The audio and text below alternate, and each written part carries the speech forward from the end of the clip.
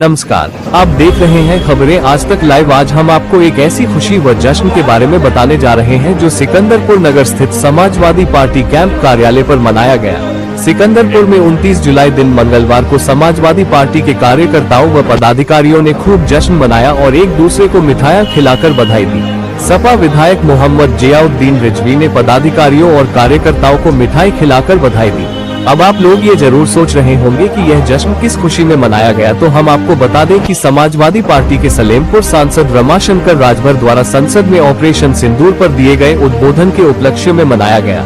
आइए पहले देखें कि ऑपरेशन सिंदूर को लेकर क्या कुछ कहा है सांसद रमाशंकर राजभर ने। 22 तारीख को हमला होता है, 17 दिन बाद 7 मई को सिंदूर ऑपरेशन सिंदूर होता।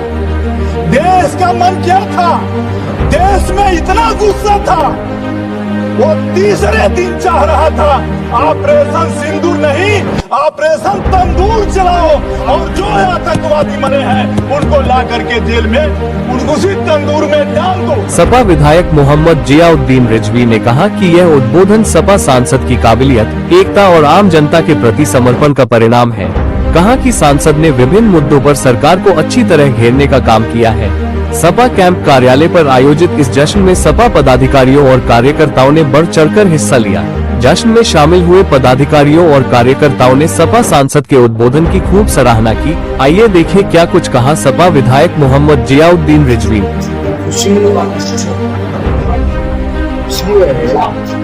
हमारे सलेमपुर के लोग सांसद आदमी रमाशंकर राजभर जी ने कल पार्लियामेंट में देश के ज्वलंत मुद्दे ऑपरेशन सिंदूर पर बहस के दौरान बहुत ही अच्छा भाषण दिया।